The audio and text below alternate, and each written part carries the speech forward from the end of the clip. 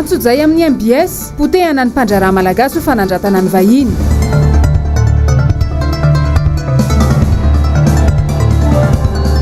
Fampitrosana piasa malagasy, maro ireo tsy ahavoaloha izany, hoy Serge Zafimaova.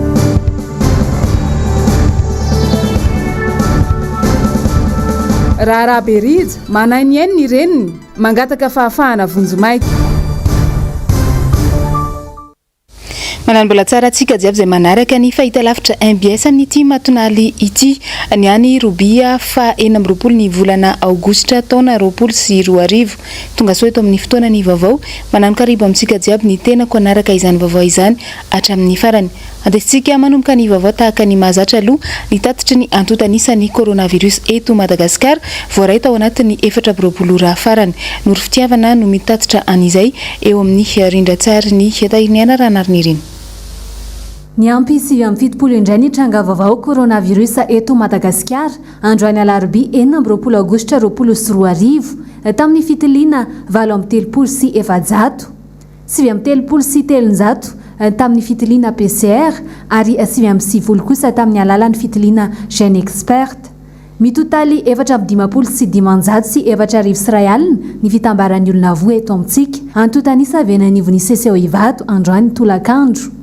Amin'ireo tranga vaovao 7 ny 4 avy eto Analamanga, 20 Bongolava, 3 Atsinanana, 5 Alaotra Mangoro, 3 Matsiatra Ambony, 20 Sofia, 2 avy any Anosy, 10 avy any Diana. Ny ampy 70 ireo sitrana ka lasa 20 sy 500 sy 3 sy R1. Mbola misy raika amin'ny 70 sy 700 ireo manaraka fitsabony eny anivon'ny hopitaly. Mbola misy 20 ireo mitondra ny forme grave. Ny ampy 3 ireo namony ainy ka tafakatra 2 ny 2 avy eto Analamanga ary ny 2 avy any Diana. 5 sy 900 sy 5,000 ny fitiliana PCR vita hatramin'izay, raha toka 400 sy 5,000 tamin'ny alalan'ny gène expert. Izay ny momba niny fa hiditra amin'ny votoaty ny vaovao isika izao. Nisy ny fandalovan'ny délégation avy amin'ny commune Antananarivo renivohitra tety amin'ny MBS androany nanao fitsidiana. Warahantsika eo ny andindin'izay rehefa vonina ny sary fa nisokatra androany teny Analakely ny fivoriana tsy ara-potoana izay ataony eo anivon'ny commune Antananarivo renivohitra eny amin'ny lapan'ny tanàna.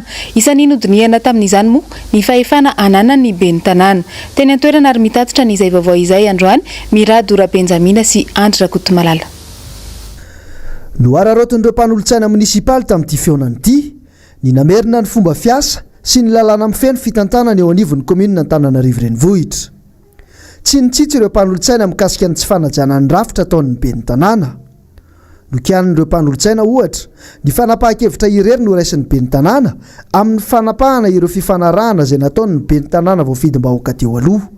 Momba ny rara MBS ohatra dia nanipika ny mpanolotsaina ny tanàna fa fanapahan-kevitra munisipaly no nanaovan'ny bail amfiteotika ka fanapahan-kevitra ireo mpanolotsaina munisipaly ihany no ahafahana manapaka ny mety hotohiny. Tena mivandravandra amin'ny seminara fanitsakitrahanao ny lalàna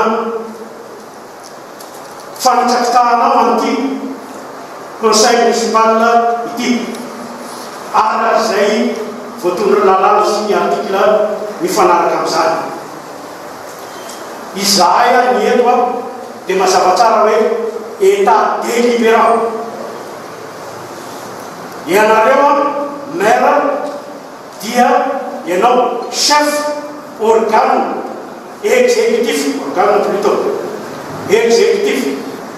Ianao nefa monsieur le maire Zalatsiny façade délibérant ianao no exécutif tena fanitsakitsahana mihitsy an'ity atao conseil municipal ity zany.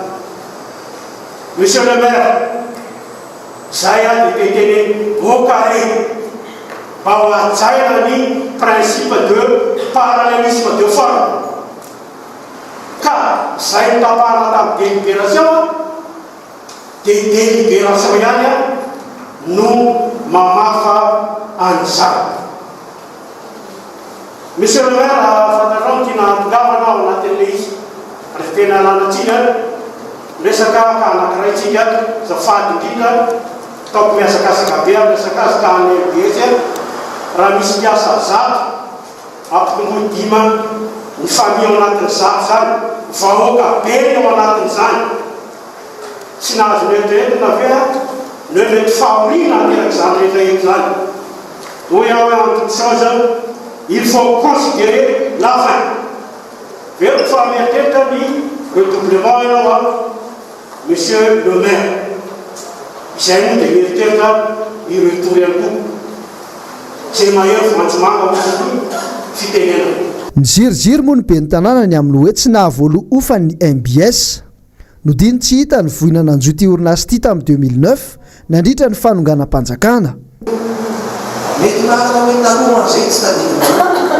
fa nataonareo consolidation tamin'ny 2016 tonga 2020 mialetina aloha tsisy volo nandritra ny roapolo taona tsy nisy na ariary voalo momba io baifitoloty mazava nefa reto taratasy fanamarinany reto fa dia nahavoalo fatany tsara ny MBS ny 9.4 hatramin'ny 5.4 ireo ihany ny tsy voaloha ka asa izay nahitan'ny be ny tanàna izany 20 taona tsy voaloha zany akoatr'izay dia isan'ny nanaitra ny maro ihany koa ny nahitany lahadinika fanampiny amin'ity fivoriana tsy ara-potoana ity isan'ny voaresaka tao ny fifanarahana fanomezana tany ny orinasa TOM izay anatin'ny vondrona Action Group an'ny Karana ny nahagaga dia nilaza ho tsy nahalala ity lahadinika ity ny be ny tanàna tao anatin'ny tambazotra na dia ny filohan'ny filakevitra munisipaly izay avy amin'ny antokony aza no nanao ny fampiatsoana ny fanolihan'izy ireo no nandefa izany lahadinika izany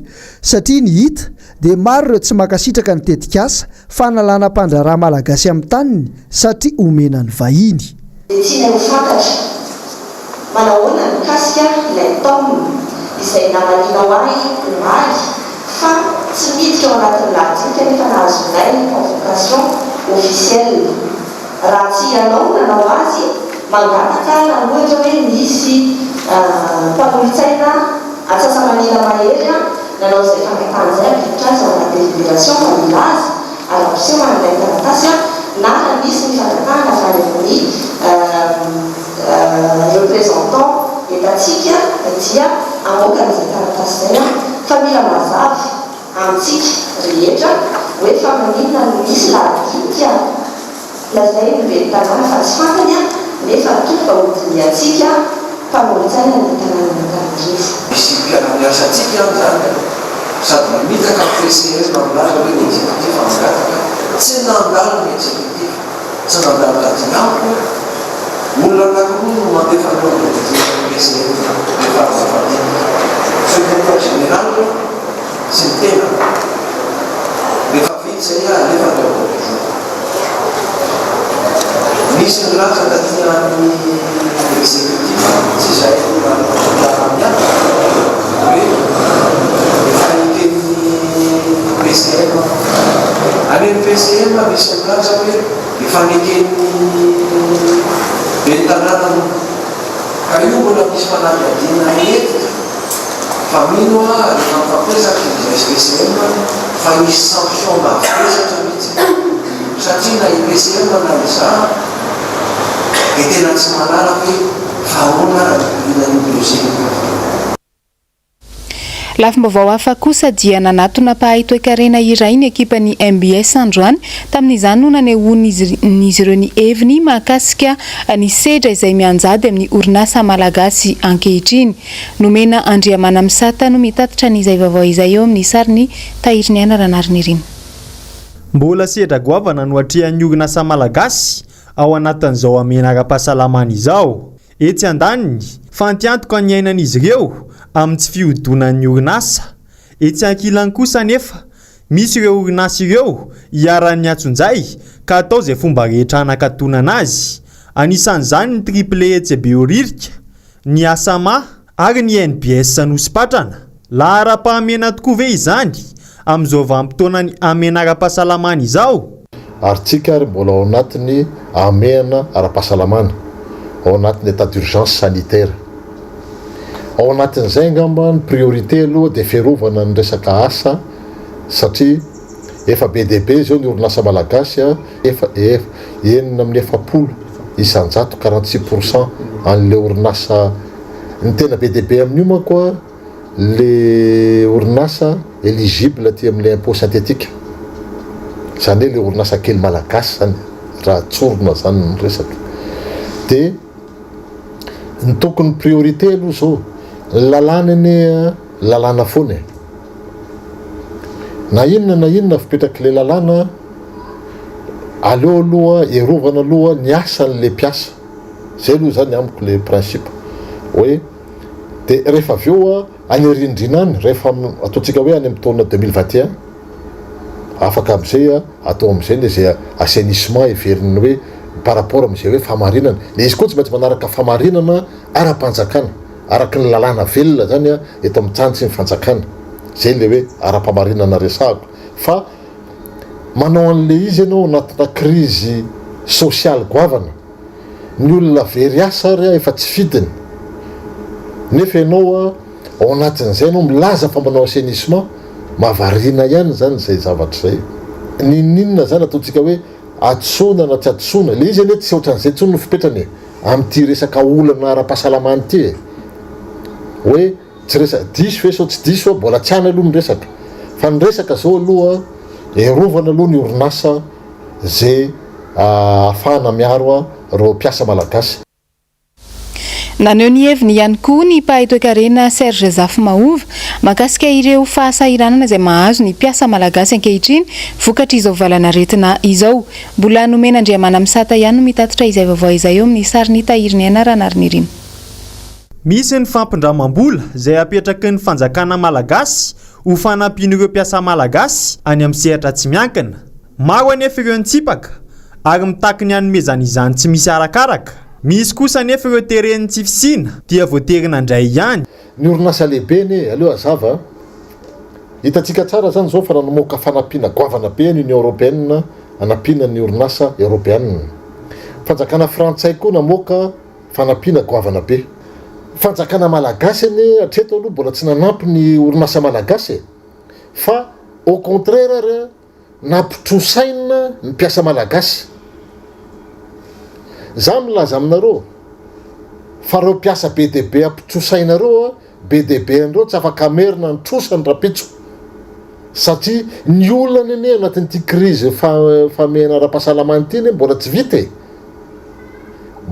mbola voaty amin'ny début ny antsika amin'ny impact social ny impact sanitaire ary mbola tsy tena milamina fa ny impact social sy ny impact économique zany mbola ery amin'olono fa tsy ariarina aloha azavo zay pouvoir d'achat atsika malagasy ane zao am'izao fotoana zao miene tsy manana tsony zany tahirim-bola ane zao fianakaviana zay ne zao zava-misy fianakaviana rehetra fianakaviana zao tsisy tsony tahirim-bola am'izao crise zao na ny olona veritsika ary hoe manam-bola sahirana zay ne natonga le olana rehefa aveo rehefa nijaran'le fanampiana mifanjakana hoe tsy azo le mpanasa lamba zany hoe ahoana moa le olona madio lamba ry zay mandray taxi isaky mandeha hitanay mandeha miasa to lasa ny lahatra koa nangataka le ino moa vatsy tsinjo moa iny olona iny ane maly mety hitanao nandeha miasa izy nandeha taxi fa zao izy efa lany tanteraka to anatin'le 5 volana fioboana ny tahirim-bola tany aminy zay ne le izy tokony tsy hoadiny koa anefa fa ny 7 isanjaton'ny malagasy dia miasa ao anatin'ny sehatra tsy ara-dalàna na lay antsoina hoe secteur informel. Aiza ho aiza ihany koa ankehitriny ny fanampiana na ny tohina izay omeny fitondram-panjakana azy ireny. Fa toy ny ilay raharaha mahakasika ny fanafoanana ny fifanarahana teo amin'ny groupe MBS sy ny tanàna n'Antananarivo dia nisy androany ny fidinana izay nataon'ny délégation avy amin'ny commune Antananarivo renivohitra tetỳ amin'ny foibe ny MBS efa vonona ao ny sary momba izay andeha aratsika ny fanadiadiana eo amin'ny sary ny Manora Andriamalala.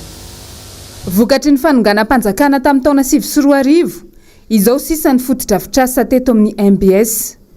Taona maro taoriana izay niezaka nanangana ny tompony nanarina tsikelikely ireo fotodrafitrasa ary nanangana indray ny MBS izay norobaina tamin'ny taona 2024 eo.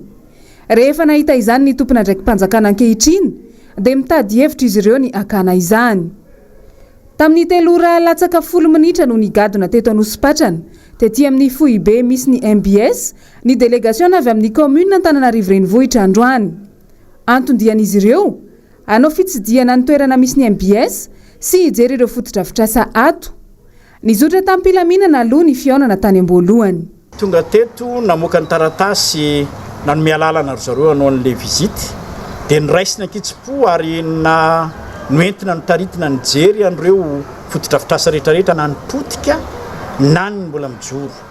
Fa mipetraka kosa nefa ny amin'ny lalàna raisam-pirenena mihitsy kosa ny amin'ny aina manjery dia tsy nafahan'ireo mpitsidika niditra tao anatin'ny toerana azo lazaina hoe stratégique satria studio zay aloha dia ny zavatra nisy teto.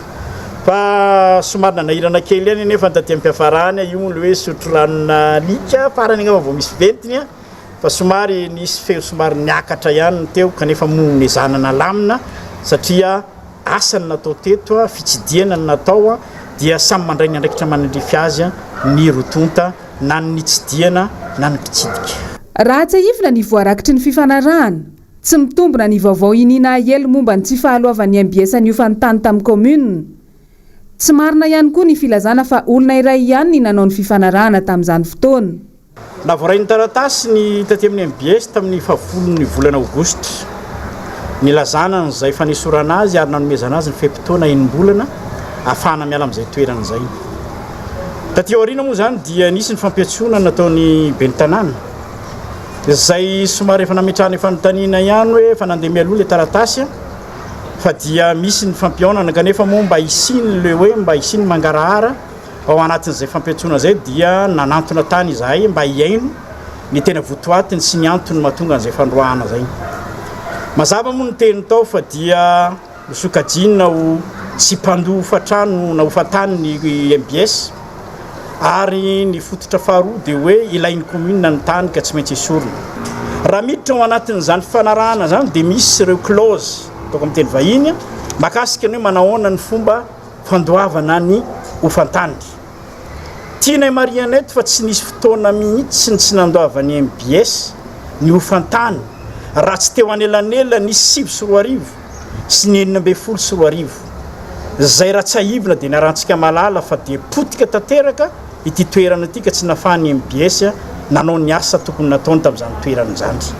Zay aloha zany dia aloha azava mba hialana amin'le hoe tsy mpandoha hofantoerana hofantany ny MBS zay ny antony anesorana azy amin'ny toerana dia tsy pahanay maron-drano zany nikasika an'izay tsy fandoavana an'ilay etran-tany zay. Miteny ihany koa ny commune fa ilain'ny commune ny tany satria misy ny fotodrafitrasa tiany ahorina dia mbola apetraka ihany fa ity fifanarahana ity dia mamaritra mazava fa ny mpanofo nandray an'ity toerana ity zay ngazana tamin'ny fotoan'androny dia nomena lalana atao anatin'ny roa taona anangana fotodrafitrasa mifanandrify amin'ny asa zay ataony.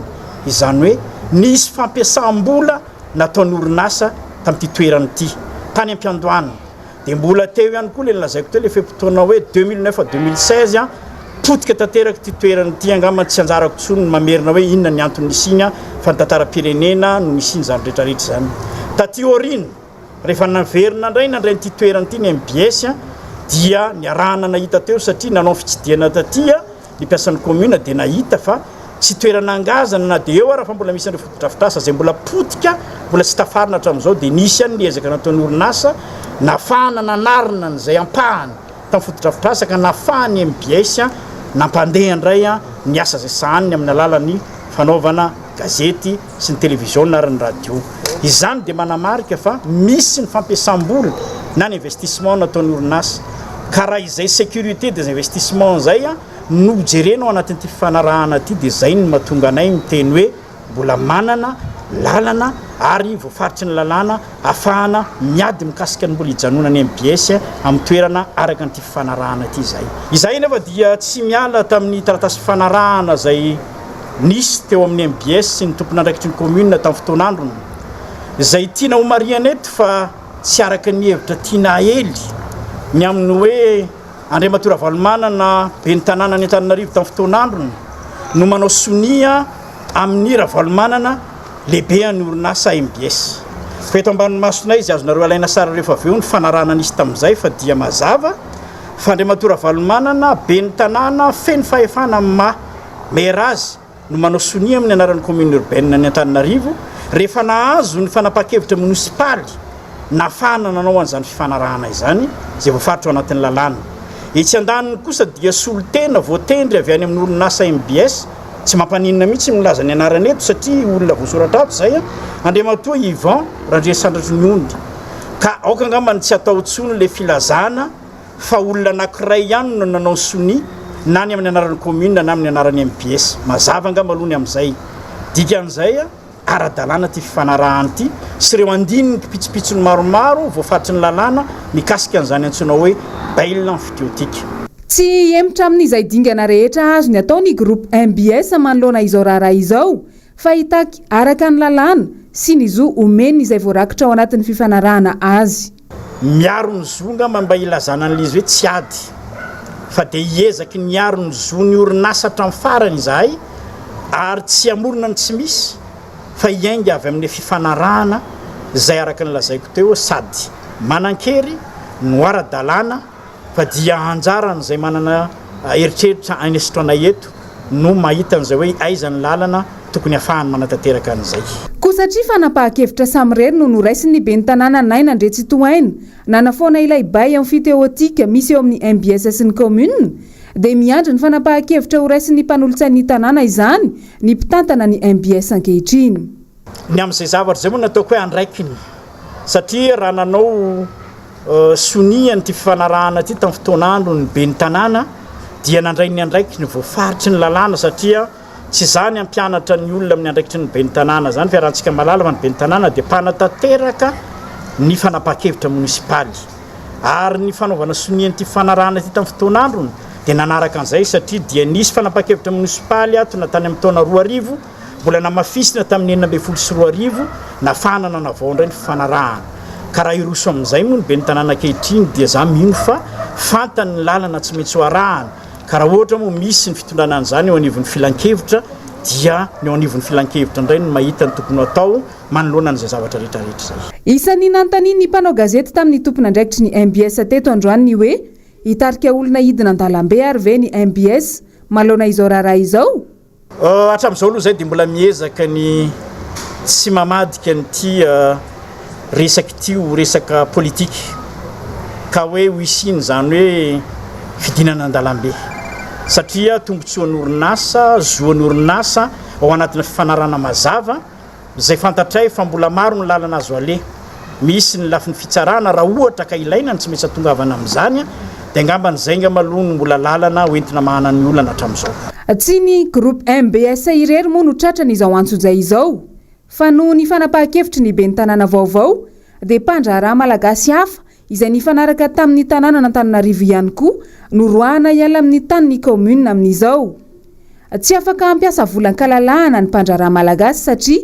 ny vahiny foana no omena tombon-dahany ny tsapa mantsy dia misy vahiny tsy nahavita nandonitrosany tamin'ny commune saingy tsy atao ninonninona naharitra adiny ray sasany ny fitsidiana izay nizotra tamin'ny mpilaminana tany amin'ny voalohany nanomboka teo amin'ny fikasany ireto commune Antananarivo renivohitra ireto hiditra anatin'ny trano misy ny studio ny MBS no nanomboka ny tsy fifanarahana nandany tsy hidiran'ny olona hafa ankoatra ny mpiasa anatin'ny studio mantsy ny tompona andraikitry ny MBS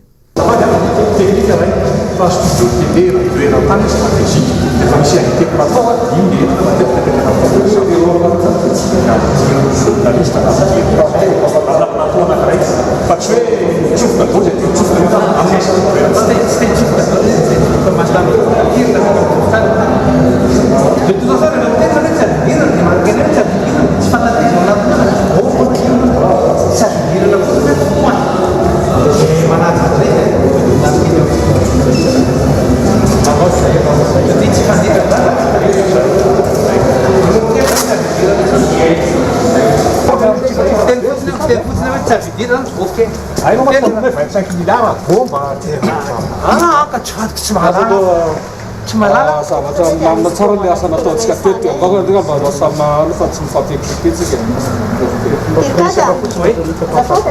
tanana isanay io mamela fady aman-janako io tsy izay mihitsy ny andeha nisy bomba dia misy anay andeha napotika anay ao fa le izy stratégique be le izy ohatra hoe mandeha fany amin'ny commune zao zay dia misy toeranao amin'ny teo mihitsy ho raisina loatra zay dia lazaina hoe tsisy an'izany ao tompo fa ianao ny miteny hoe bomba tsy mety tsy hanao bomba mihitsy zay ka tsy izay na moty aty tsy izay mitahiry zay tsy manao bomba mihitsy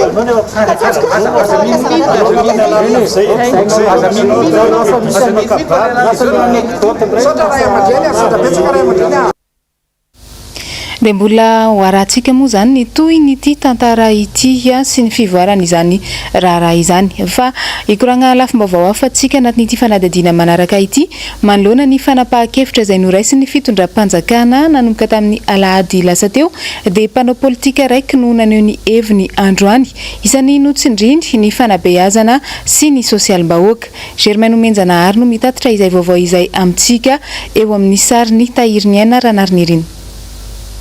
Nanomboka ny taona 2024 dia tsy nitsahatra ny totongany ny fanabeazana teto Madagasikara. Raha ity tatitra ity dia nena ho 770 ny zaza malagasy no niditra an-tsekoly. Raha toka efa natratra 720 izany tamin'ny taona 2025.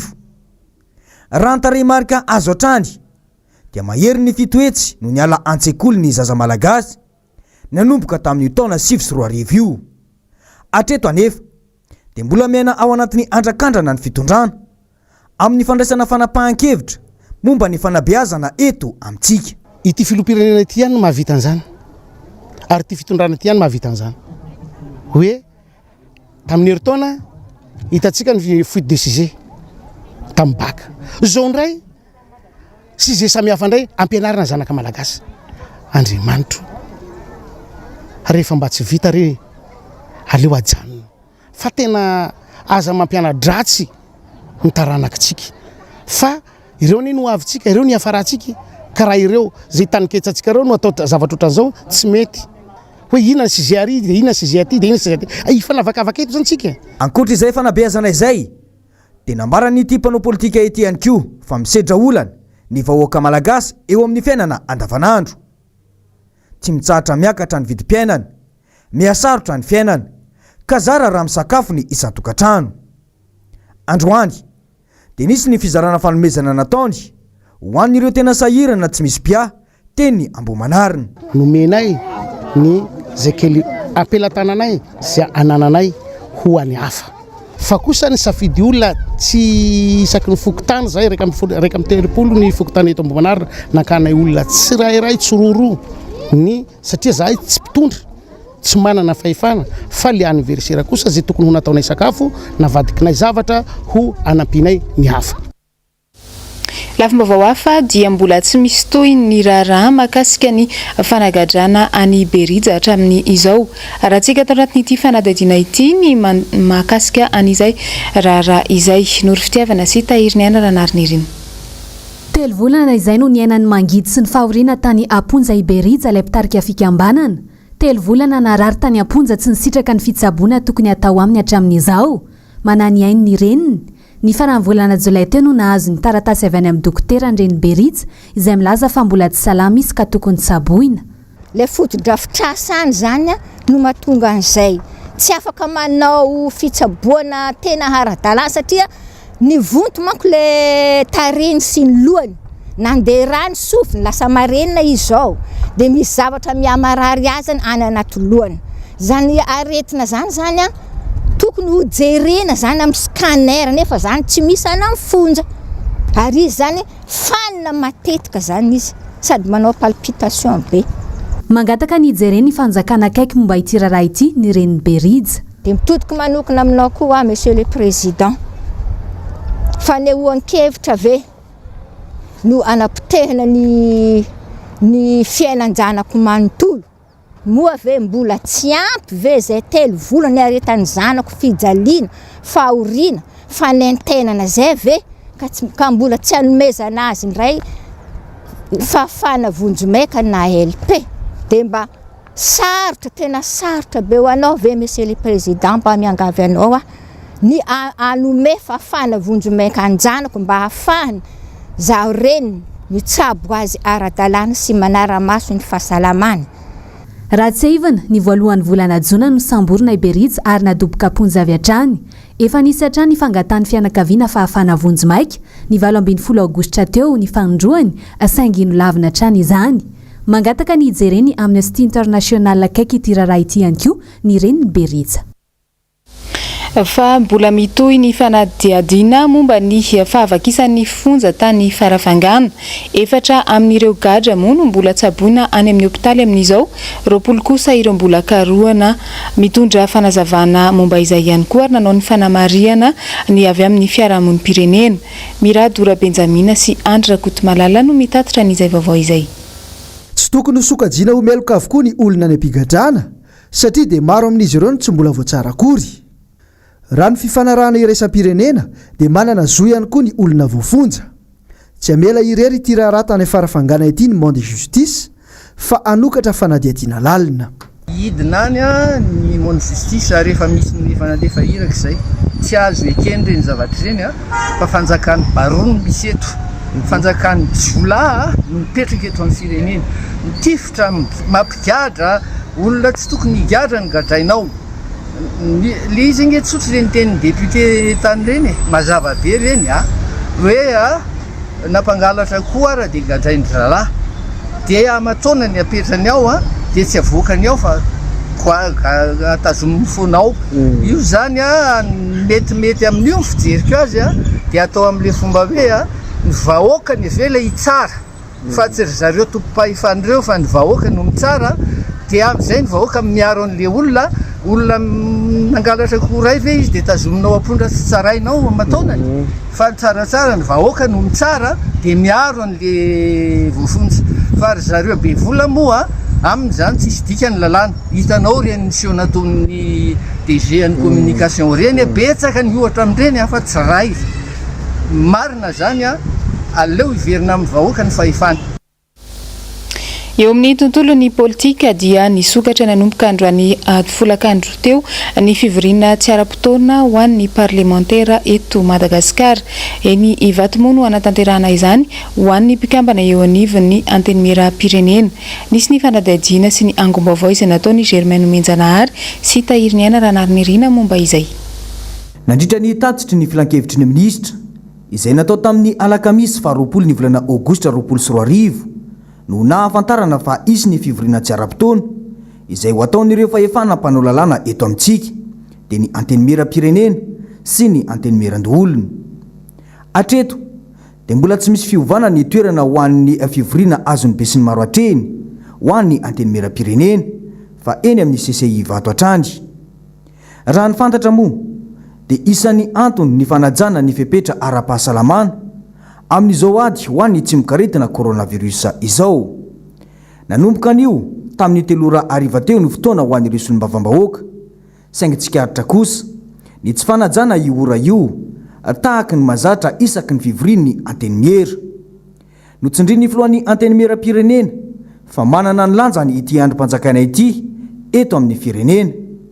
Bangaroa ny toeran'ny solombavambahoaka taorinina faty an'ny solombavambahoaka voafidy tao Morombe faritra Atsimo andrefana sy ny solombavambahoaka voafidy tao Fenorivo Antsinanana sady filoha-lefitry ny antenimieram-pirenena faritany Tomasina ho lasa ho ministry ny mponina sy fiahina ny ara-sosialy ary ny fampivoarana ny vehivavy nanomboka ny 20 ny volana Aogositra 2024 teo. Araky ny lalàna dia didy avoaka ny fitsarana avy momba ny lalam-panondrenana no manondro izay andimby toerana azy ireo eny tsy mba zaza indray. Atreto anefa dia mbola tsy namoaka didy mahakasika ireo voakasika ny fitsarana avy momba ny lalam-panondrenana. Eo amin'ny vaovaon'ny fifamoivoizana dia andro voalohany androany niverenan'ireo taxi be niasa toy ny ahoana ny iainan'ny mpanjifa izany, inona ny mety olana ho an'ireo fiara-pitatitra. Nanao ny angom-baovao androany Iravo Razafy sy Mathieu Princy. Manampetsaka amin'ny fiainana andavanandro ny olona ny fisiana fitaovam-pitaterana azo ataony mandeha tongotra 5 milina tsinjovana ihany koa ny aina. Tsy vizana satria mba afaka elanelana zany le bitongotra sy le taxi be afaka avizanana amin'ireny tsondra entana. Tamin'ireny tsisy taxi be zay mandeha tongotra foana zao mba milamina ny saina. Raha ho anahy manokana aloha zany ny atao hoe misy taxi be mba mahafaka fampiretana satria za zao na tena anatitra volan'olona tany be oririka mba nisy taxi be zany dia mba vetivety zany dia zay zany mba tombony amin'ilay nisy taxi be satria raha mandeha tongotra raha misy lera vonjena dia tsy tratrako ilay izy. Anisan'ny fepetra takina amin'ireo fiara-pitatitra moa ny fanajana ireo fepetra rehetra ara-pahasalamana hiadina amin'ny Covid-19 toy ny fanaovana ny visière, ny arotava sy ny fanomezana gel désinfectant ho an'ny mpanjifa, ny miditra ny taxi be ihany koa ny mpandeha no maha gel désinfectant. Misy aza no mianto tena ny mpamily sasany. Vitsy ihany koa ireo fiara fitaterana hitany asa androany. Miakatra le olona dia sina mitana. Maninona hoe miditra dia vanao na vaovao. Asa mandamy be le izy dia raha makamy be ambataro miditra ihany voansera milefa. Nareo zany mividy sa le nomena? Vidina. Mahakasika ny volomena ny tompona fiara kosa miankina tanteraka amin'ny fahamaroany olona mandeha izany, eo ihany koa ny fikajiana fotoana lany amin'ny faменdrahana ny fanafody ireo taxi be. Io zany tsy maintsy mbola fampiresahana amin'le tompona tôbila indray alony satria io tsy inona zany zao zany tsika zao tena hoe départ zéro mihitsy indray zany zao ny mpitatotra dia miankina amin'ny olona eny an-dalana ihany zany no ahafahana mijery hoe ohatrinona ny versement sy ny karazany fa tsy afaka tonga ianao dia eo envisagé hoe ohatra zao ny volazy fa mba jerena aloha zany ny andro voalohany na andro faharoa hoe ohatra zao ny fandehany. Ny olona koa ngetsinona le voamaraina sy le ariva modiny ihany no tena misy fa ny atoandro any somary bangabanga dia tsy maintsy jerena arak'izay zany zao ny fandehany amin'izy io.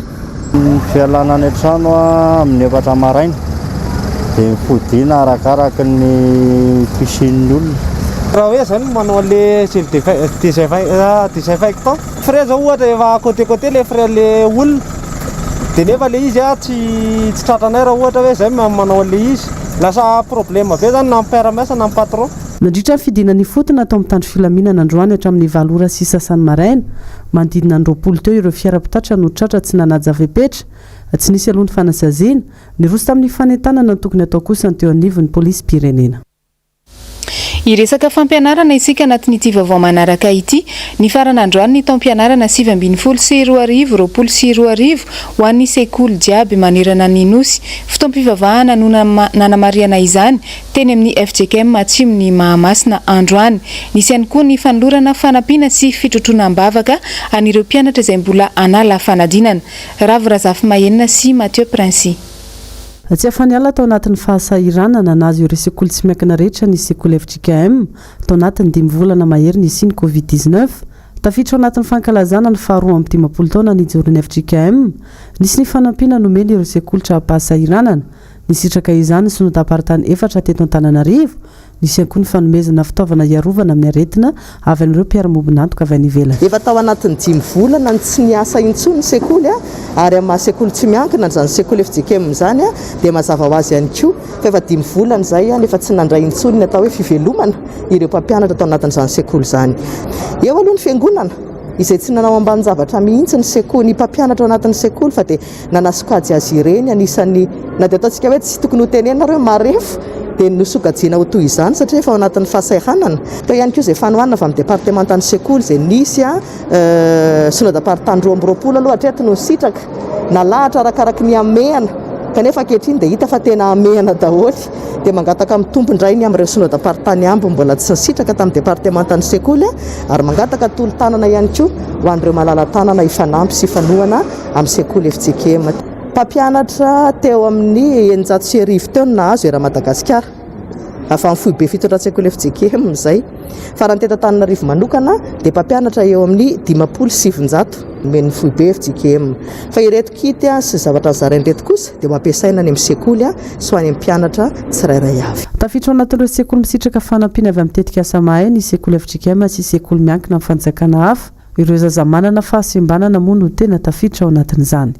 Itsinjovana indrindrindrindra ny fiatian'ny olona manana fahasembanana mba ahafahan'izy ireo misitraka ny fanabeazana dia 44 millions ariary no tetin'ireo fanomezana ireo voafaritra tao anatin'ilay tetikasa. Misy ihany koa izay efa voafaritra ihany koa ho an'ny sekoly izay sekoly mpanjakana zany izay sahan'ny tetikasa miisa 4 ro isan'ny sekoly ary misy ankizy eo amin'ny 6 sy 7 eo zany a hoe ny fanabeazana fotsiny ihany fa ao koa ny fanofanana amin'ny mpampianatra ao ny fitsonjovana manokana ilay atao hoe accommodation raisonnable ho an'ilay ankizy manana fahasembanana. marina fa efa nivoaka ny tety androm-pampianarana vaovao an'ny sekoly FJKM manerana nosy ny 9 oktobra ho avy izao no miditra ny mpianatra ny amin'ny ambaratonga fototra ny 12 oktobra kosa ny andreo collège lycée misy 730 moa ny sekoly FJKM manerana nosy.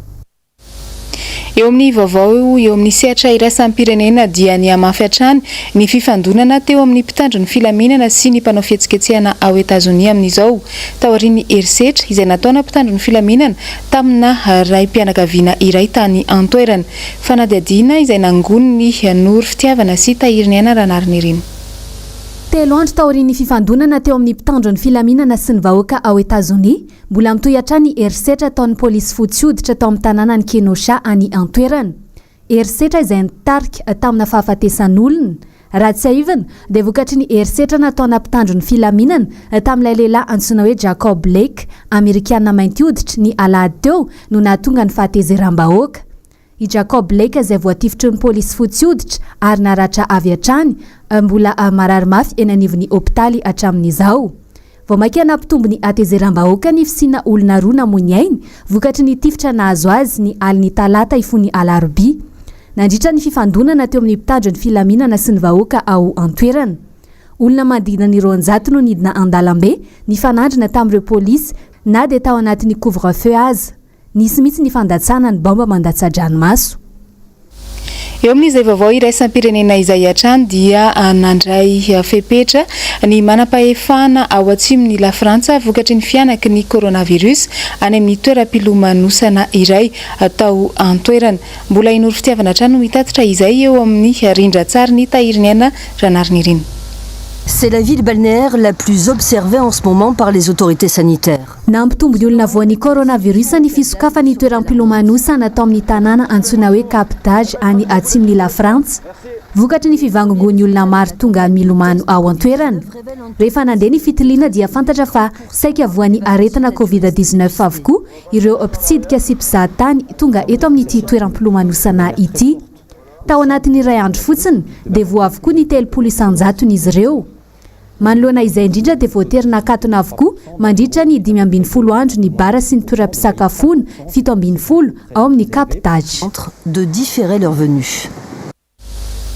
Andelo verina ho fitinina aminao ny tatitry ny antotanisa mandidina ny valanaretina coronavirus tato anatin'ny 420 ora. Ny ampy 7 indray ny tranga vaovao coronavirus eto Madagasikara androany alarobia 20 aogositra 2024 tamin'ny fitiliana 7 sy 700 sy 300 tamin'ny fitiliana PCR ary 9 kosa tamin'ny alalan'ny fitiliana gène expert. Mitotaly 450 sy 500 sy 4 sy rayalina ny fitambaran'ny olona voa eto amintsika antotanisa avy anivon'ny seseo ivato androany tolakandro. Amin'ireo tranga vaovao 7 ny 9 avy eto Analamanga, 20 Bongolava, 3 Atsinanana, 5 Alaotra Mangoro, 3 Matsiatrambony, 20 Sofia, 2 avy any Anosy, 10 avy any Diana. Ny ampy 70 ireo sitrana ka lasa 20 sy 500 sy 3 sy rayalina. Mbola misy 70 sy 700 ireo manaraka fitsaboana eny anivon'ny hopitaly.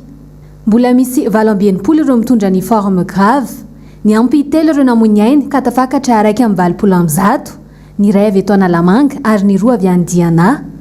5 sy 100 sy 5 ny fitiliana PCR vita hatramin'izay raha toa ka 400 sy 5 tamin'ny alalan'ny gène expert.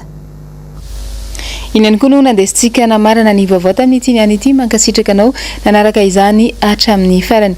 Ametraka ny veloma samy tsara ao amintsika jiaby ny tenako samy mandry mafo aby antsika jiaby tomboklasy tombovavy.